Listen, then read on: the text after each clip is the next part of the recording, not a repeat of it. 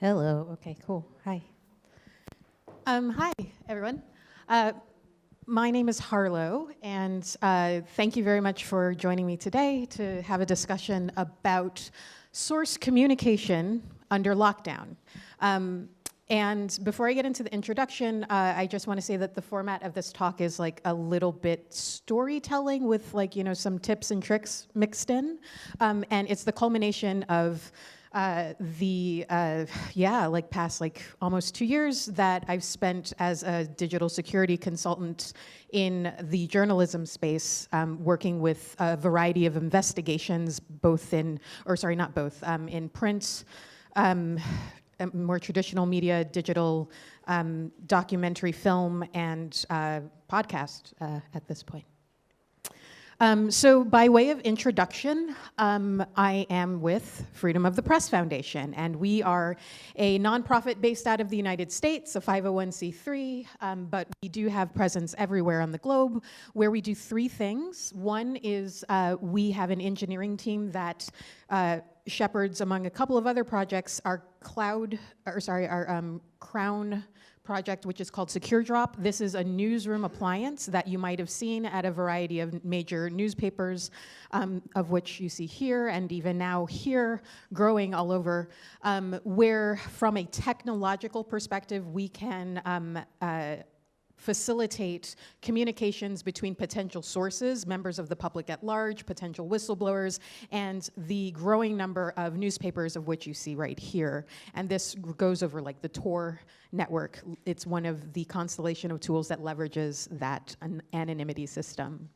The other thing that we do is advocacy, a lot of advocacy. So ta-da, the brand new look of the US Press Freedom Tracker, which is our own little newsroom where our reporters track down and document incidents within the United States where members of the press have had their right to report trampled upon.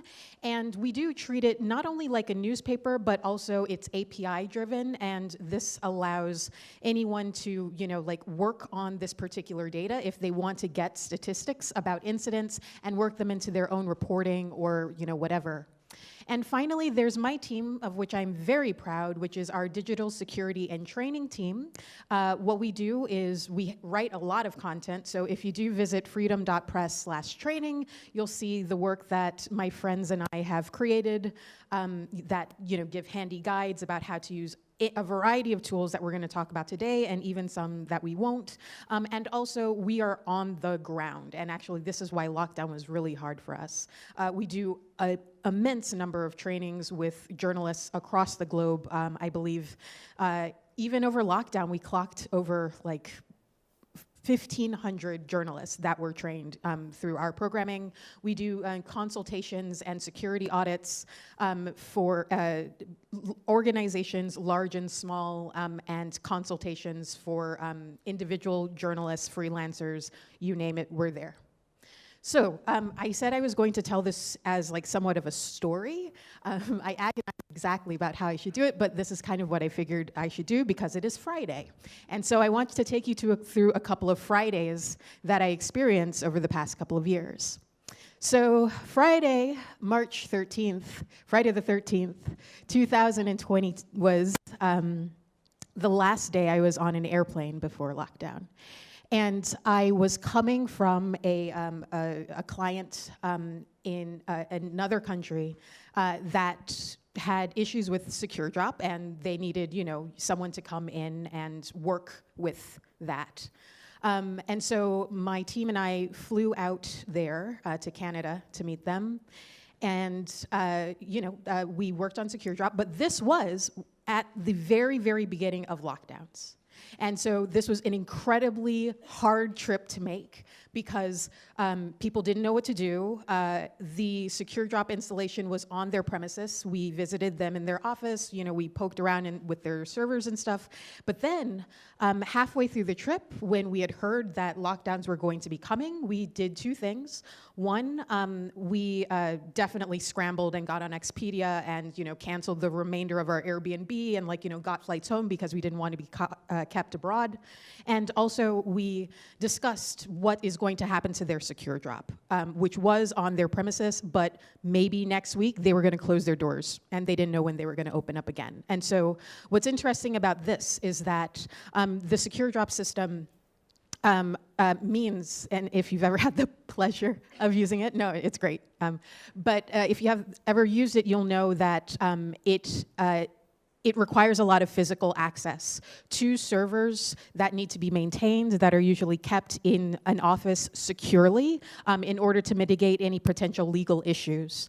And also an air gap system with a very, very precious key on it that can be used to decrypt submissions that have been sent securely to the system. And there ideally is only supposed to be one of these keys that people share communal usage of in an office in order to check their submissions. So for an office that was going to lose all of their staff and send them home, we did have to kind of scramble around what we would do in the event of no one ever being able to actually physically go in and touch that again.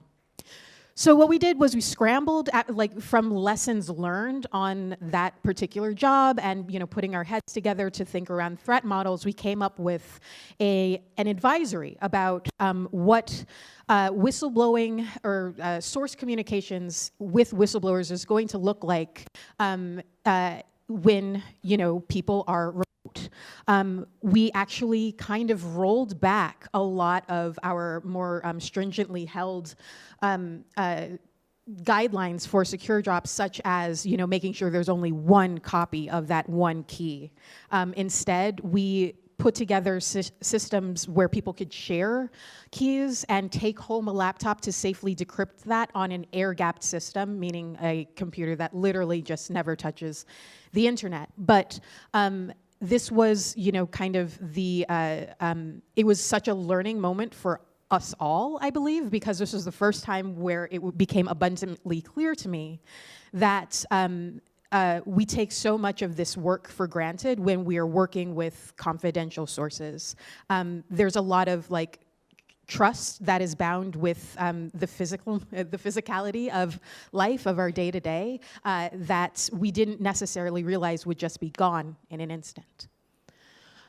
So as everyone transitions into work from home mode or whistleblowing from home mode, there were a lot of minutiae that we had to just kind of talk through. From an enterprise perspective, there are a lot of affordances that an IT department is going to make in order to allow you to access a system like SecureDrop that uses the Tor network.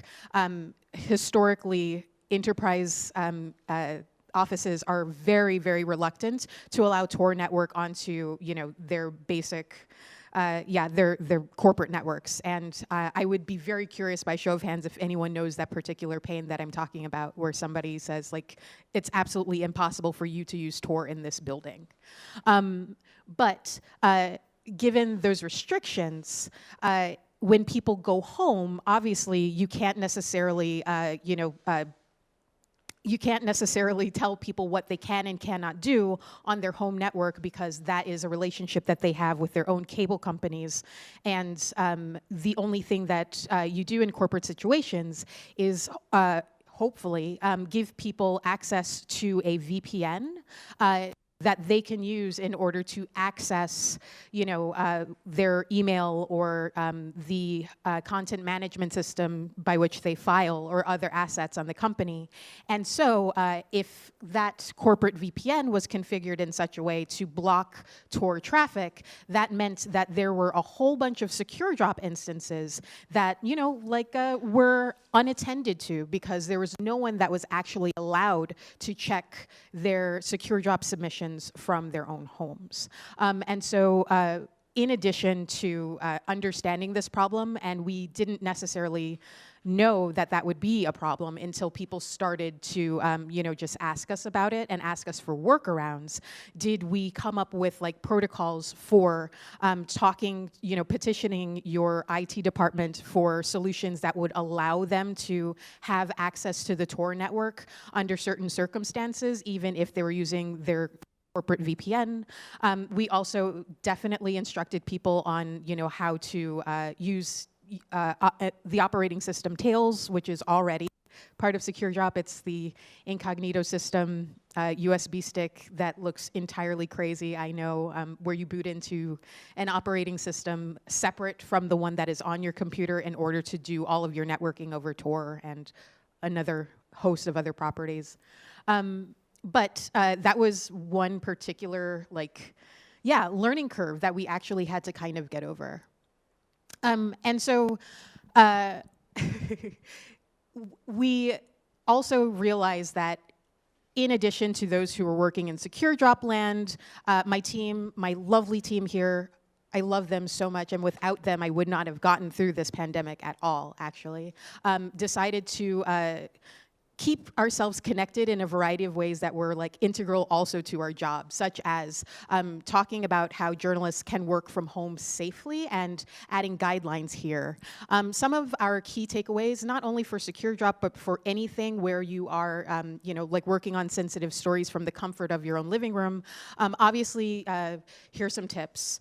Full disk encryption, meaning that when you shut down your computer is now encrypted, and so no one can tamper with, modify, otherwise view any of the, the files that you have there within reason. We also kind of encourage people to, get into the habit of shutting down when going away from extended periods of time. And that definitely does mean not leaving your computer on literally for weeks at a time as you, go to the grocery store and walk your dog while social distancing and things like that. And also understanding the rise of the platforms as we saw via the astronomical rise of and proliferation of using video conferencing tools to get the most basic things done, which I'm sure you all understand. So does anybody remember this New Yorker cartoon? I think this is actually a picture of me. But it's all of us, actually. We got into the habit, well, minus the martini or whatever, but we got in the habit of, showing ourselves as being entirely put together from the vantage point of that camera that is on our that comes out of our computer, but meanwhile we are just, as I like to say, a Zoom core hot mess everywhere else.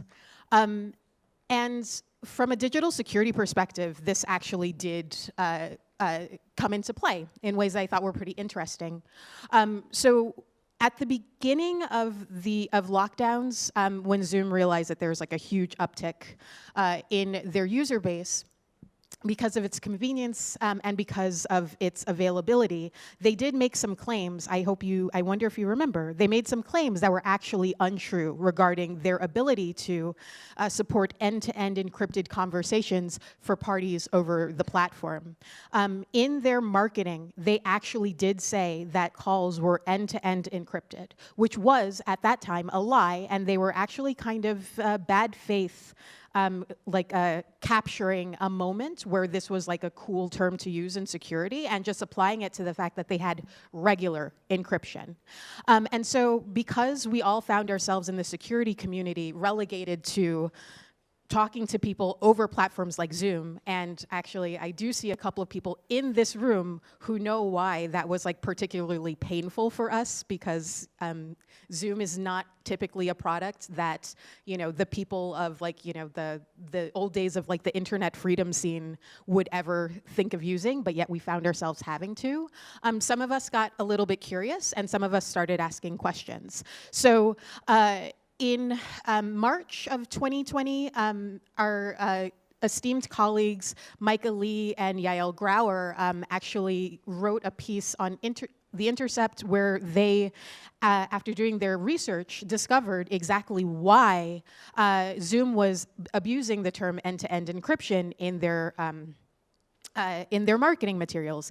And those findings were actually pretty damaging.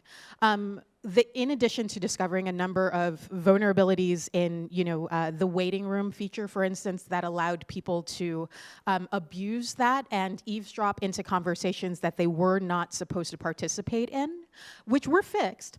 They also did realize that there were, depending on the servers that you were connecting to, weak keys or weaker keys to encrypt those the communications in that session, which actually meant that, depending on where you were connected to a Zoom server, it was possible that your communication would be entirely downgraded and thus be able to be eavesdropped upon.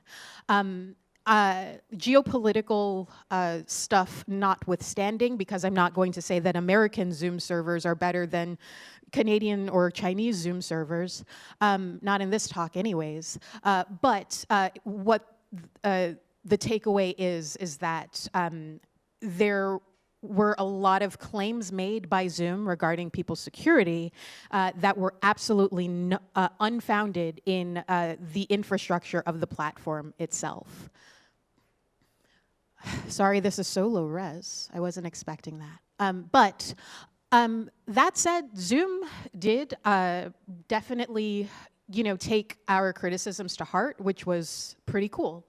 And I actually don't mind Zoom anymore because sorry, gosh, yeah. But okay, but we can talk about it later. I did find, I don't prefer Zoom, but I did find that their responses were admirable. In addition to fixing the waiting room insecurities, which were patches that they rolled out very, very shortly after researchers had discovered it, they did a couple of things that I found admirable. They actually hired, or like pretty much acquired, a team called Keybase, based out of New York, that were pioneering in end-to-end encryption for media protocols, among other things. And they pretty much took this company and put them to task into accurately implementing features like end-to-end encryption into this platform. And also they were incredibly transparent because, or not incredibly, but as transparent as you would expect a corporation of this size to be, because they did realize that they had to perform accountability in order to in order to keep their standing as a player in this space that was growing exponentially by the day. I hope you all remember what it felt like to just when you realize that your life literally was on Zoom every day. You can only imagine how Zoom felt with that burden on their shoulders, having to deal with that from an infrastructural level. So now Zoom does offer end-to-end encryption, which is great, and they have for a little bit of time. My critique on that is that the way to enable end-to-end encryption is not as transparent as it should be, and so I guess I'll let these slides kind of guide you through that. Should you need that? Should you need to do so? You cannot enable an end-to-end encrypted conversation in Zoom, by default from that room where you start up the meeting. Also, it still goes to say that unless you've configured it in a certain way, your calls over Zoom are not going to be end-to-end encrypted. They're just going to be, adhering to the regular standards of encryption that we would expect from any service that we use. But they do allow it, which is great. And the way that you do it is you actually have to go to zoom.us.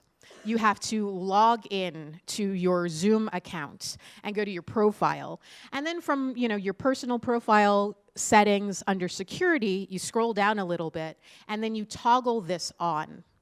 So in terms of the source communication aspect of it, this is great. because it means that no matter what server you're on, ideally you should have the protection of end-to-end encryption. However, using end-to-end encryption does mean that people have to have Zoom accounts. And so there is a little bit of linkability if you're going to be using Zoom for a certain type of communication. There's certain types of communications with sources that don't necessarily require absolute anonymity, and we'll talk about some of those tools in a moment. But for those that do not, and you just need to meet people where people are, on the Zoom, as we say, then this is exactly, like what you need to do. Optionally, although recommended, is to make end-to-end encryption your default type for when you start up a meeting. So that means that, that can't be changed, and also, once again, like you can't allow like non-registered Zoom users into a meeting room. And the good thing about this, operationally, is that this setting is per user, per account. So if you have an organizational account where several people on your team have their own individual Zoom accounts at your organization that are equally licensed and paid for, perhaps you have one account that that is like open to all, where you can have public events and blah blah blah, and like do regular meetings. But if you do have to have more secure conversations, you can have certain accounts that you create those meetings for, where end-to-end encryption is enforced. So that was like a very sad lesson I learned sitting at my desk all alone in lockdown. You have to also verify your phone number when you enable this setting, just, so you know. Okay, so here's another Friday. So the first couple of months of the pandemic were very surreal, and also I at least definitely felt that it was just going to end and I'll be able to get on a plane again. But no, that didn't happen, and everything became like the new normal. And so because I was so depressed, but whenever I'm depressed, I go to work, my colleagues and I decided to start a Zoom or a Twitch stream where we talk about these things. And what we wanted to do, by the way, twitch.tv/freedom of press. By the way, what we decided to do is we decided to explore the topics of our day-to-day job in lockdown with people that we thought were pretty interesting. And so on our first episode, which was that Friday, the May 15th, we talked to we talked to a couple of folks in a variety of media industries about how they were handling sensitive communications that need to take place from reporters or editors or investigators' homes. And these conversations actually tended to fall down upon what an IT department in a large organization would do to prepare someone in their own home. We can talk about how bandwidth shaping works and how you can actually get reliable internet in your own home when you live in the hood, but that's not the point of this talk. But ultimately, a lot of people had to take on their own sysadministration roles in their own houses.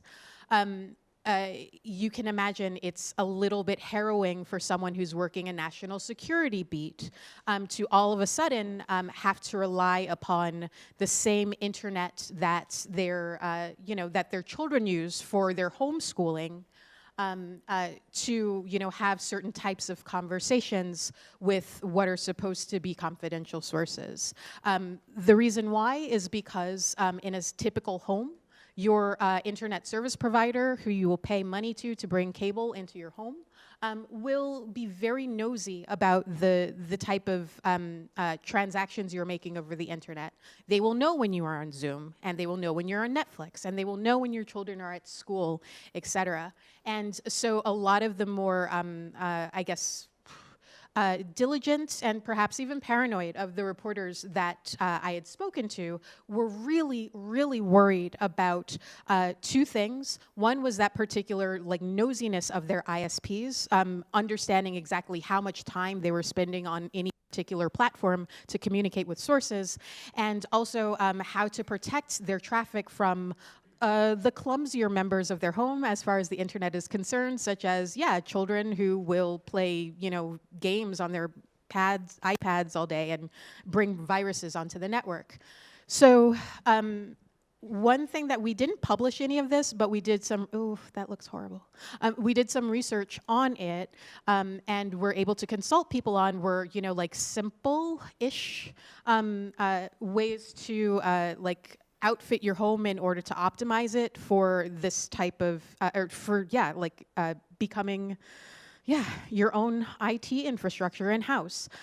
This is an example of an Ubiquiti access point that supports mesh networking for people with, apartments with weird layouts, such as the typical New York City railroad apartment where you live on one end and your roommate lives on the other end, and in the middle there's a bathroom, and it's really sad, but that's your life now.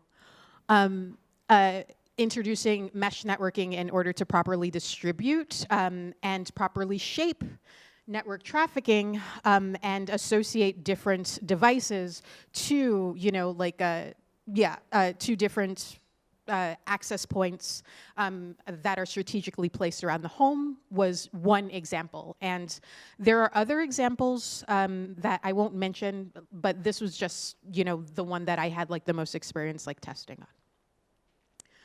on. Also, in terms of the surveillance that people were worried about via their ISPs, there was a resurgence of the piehole, which is a very cheap to put together device and accompanying software package that allows you to, to pretty much sinkhole any traffic that would potentially be surveillance on your network, so as to protect you from unwanted ads and trackers if you are, doing more risky research or without, letting your ISP have too much insight into what that traffic is. And so that's just kind of an example of how it not only blocks ads and stuff like that, but it takes out a lot of the guesswork for configuring, for thwarting your very nosy cable router that comes out of the box. But that said, there's a lot of inequity, and I've only spoken to a couple of reporters that actually went the distance in order to do this. There was definitely a lack of guidance in a lot of the newsrooms that we talked to about how to do this. And also this is something that does not come for free. People do need to have a budget, and there were some organizations that actually did have work from home budgets in order to encourage people to take this type of security into their own hands. But for every one organization that did, there would be 20 that definitely would not.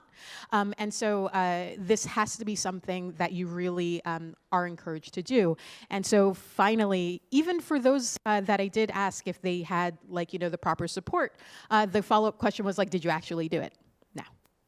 No, didn't do it. So, okay, here's another Friday. So let's things continue on like that for a while, and I'm starting to get used to it. I'm starting to be creative with the tools that are at hand, and I start to speak to a lot of I was incredibly busy over this time period. I worked with a large amount of investigative units and documentary films, and it was really satisfying. Friday, May 28th has absolutely no relevance other than it is a Friday that I talked to Rihanna Pfefferkorn, who is a really awesome researcher out of Stanford, and we were gossiping on that Friday about something that happened with Signal. where Signal got into a bit of drama with a forensics firm called Celebrate.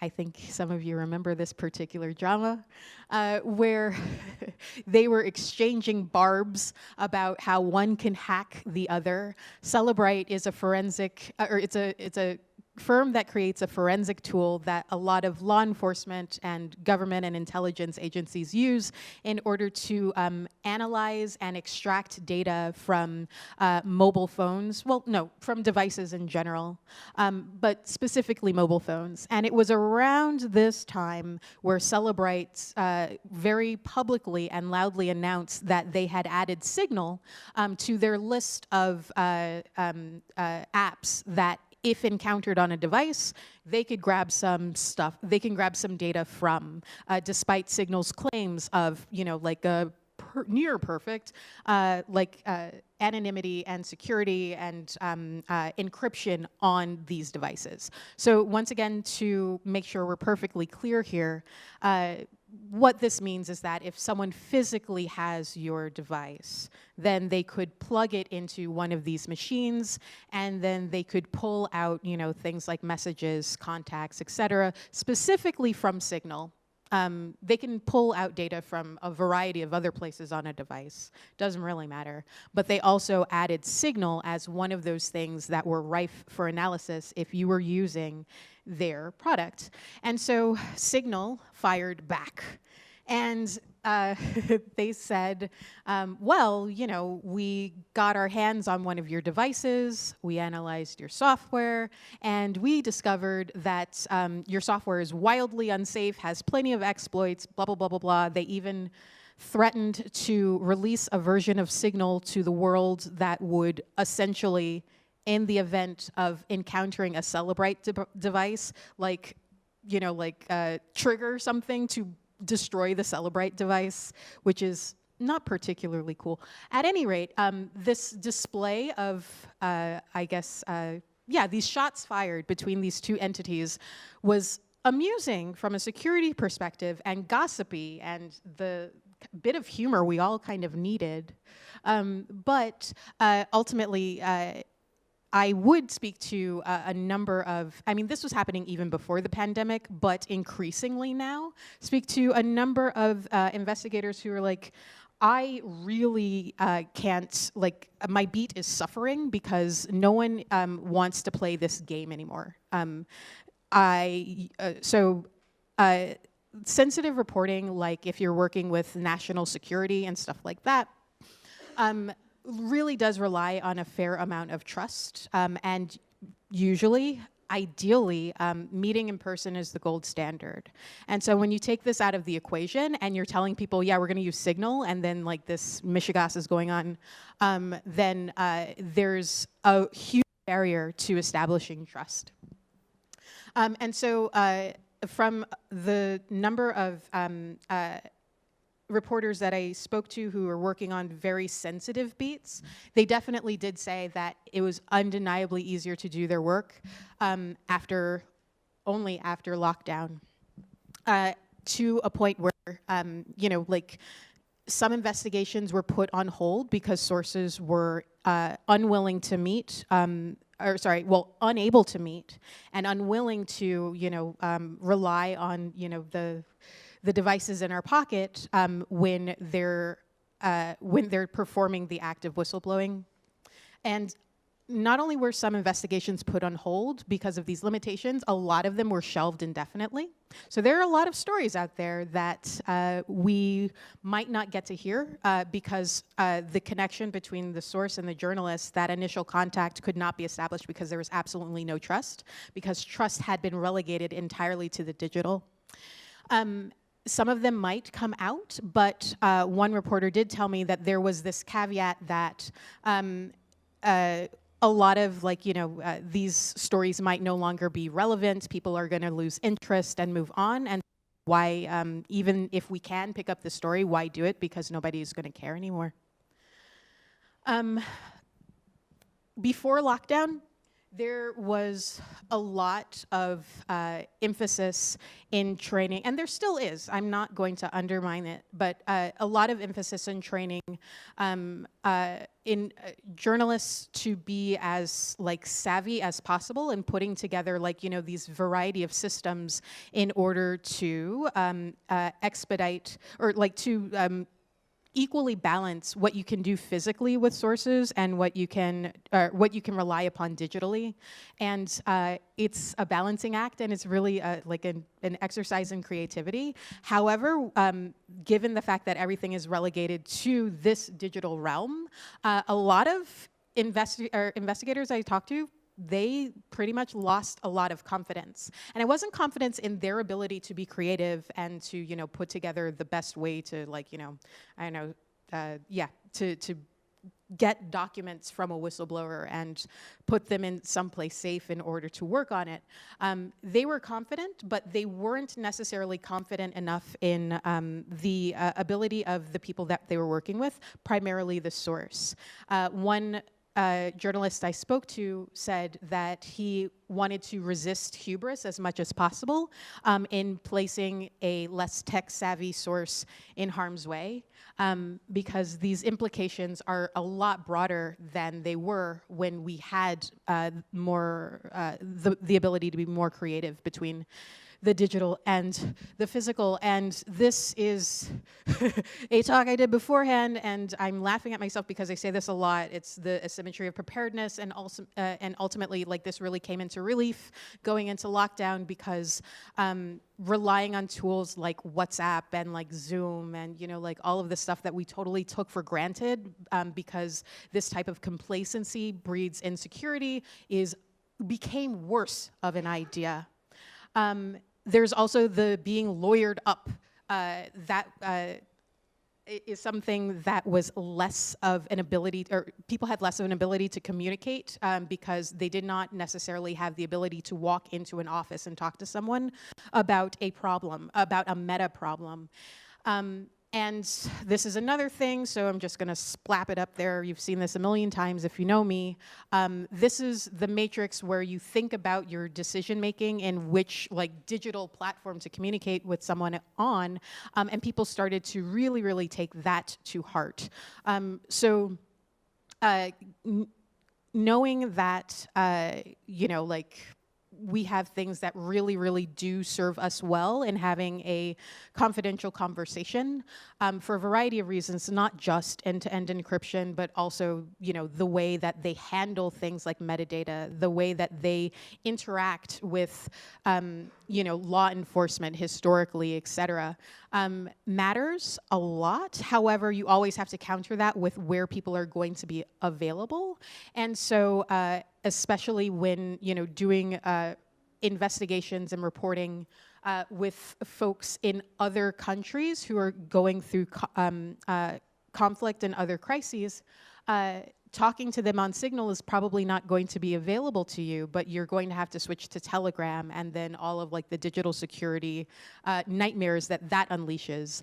And then you start to ask yourself, if I'm not there, why am I inserting this noise into the equation when someone locally could be doing this way more safely than I can? Am I introducing more harm?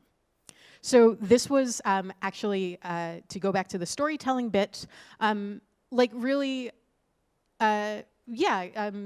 shattering to me because I'm very fond of this matrix, but yet, instead of looking at it as like guidelines, but rather looking at it as on its inverse as something, or as a way to kind of like measure my risk of even talking to someone when someone else might be handling this story because they can safely be there and I cannot, was a really excellent exercise in duty of care. But that said, we're gonna use Signal. Okay, so this is where I give you all the cool accelerated Signal tips that we have compiled. Everybody uses Signal, don't worry about it. So this is interesting.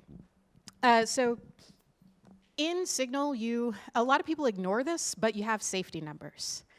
And so safety numbers are the way to, attest that you are actually speaking to the person that you think you are speaking to, and also meaning that your communication is not being intercepted, or sometimes we like to call it man in the middle or machine in the middle, however you want to say it. It means that your communication is secure, right? Before lockdown, the best way to do it, and actually there was a lot of like engineering and design work put into the apps that you see to make this like a really cool kind of ceremony of trust, where you would walk up to someone, you would, scan a QR code that was presented in the app, and it would say, with a green check, like this safety number matches, and that's how you knew that by meeting someone in person, you could also trust them when you are away. So this is a great thing to do if you want to. There's also like, do you want, your phone to know that you've met someone in person? You have to think about that, but that's a totally different discussion. Taking for granted that you do want this to happen, how do you do that when you can never meet in person? How do you actually trust Signal, which is the gold standard, if you can't do this basic thing, because we had our mobility taken from us? So what we told people to do is to get on the Zoom. So you might notice that when you do this, like, safety number dance, in addition to showing that QR code, you're also shown a string of numbers. And that string of numbers is the numerical representation of that QR code that you're ultimately snapping when you're in person. So if it means something to you, and you can either get on the Zoom or any of the other, obviously any of the other platforms that do the same thing, and look at someone in their eyes, through their camera, through an ocean, and have them read, and you and they read these numbers to one another and they match, that actually kind of does the same thing. I can get into the minutia of it, and I'll resist doing that, but I'll tell you something in between. The best way to do it is actually to, if you want to, you look at any particular safety number set, they come in blocks of 5 characters, and those numbers represent the kind of trusted union between you and that person. And so the best way to compare these safety numbers, if you have to read these numbers out loud to one another and be sure that the other person isn't lying about it, is to go, one person says 5 numbers, the other person says another 5 numbers. Then you say 5 numbers, then the other person says 5 numbers until you're done. And that mixing of the numbers actually like eliminates the possibility of lying to one another, even if you can't be in person. Okay, disappearing messages. Obviously, that's a thing. Get into the habit of turning it on immediately when you are working in investigations. How you use it in your own personal lives, it doesn't really matter. But these are, getting into the habit of turning them on immediately is really great, because you never want to be walking around town going to the grocery store and properly socially distancing with, like an entire or several years of investigations in your pocket. That's just kind of common sense, but that was something that I think people should know. Group messaging exploded. I really can't even describe like how many group messages I am now in over lockdown, and now it's just become my life, because and this is not only just because of lockdown, but it's also having to do with like standards within in the industry for investigative teams to have a space to securely discuss investigations individually. And so I'm going to actually Shout out once again to the Intercept for lessons they've learned about how to put together a safety team for every single investigation of a certain threat model, which does require immediately, like, you know, having an individual group over Signal, and also, like, you know, having proper protocols about what you can and cannot do on that group message, which includes the turning off things like group links, which is a feature that I understand, but I don't understand why we have it. Also having a proper offboarding and or expiry of that particular group, meaning that when the editor decides that this group no longer needs to exist, you leave it. And obviously, people should have compared safety numbers, and disappearing messages are also definitely something that you want to have. Although that is up in the air because for particular reasons, perhaps compliance, perhaps, you know, for issues of liability or fact checking or whatever, you might actually not want to have disappearing messages set to, like, you know, 1 day, because that might impede an investigation in general.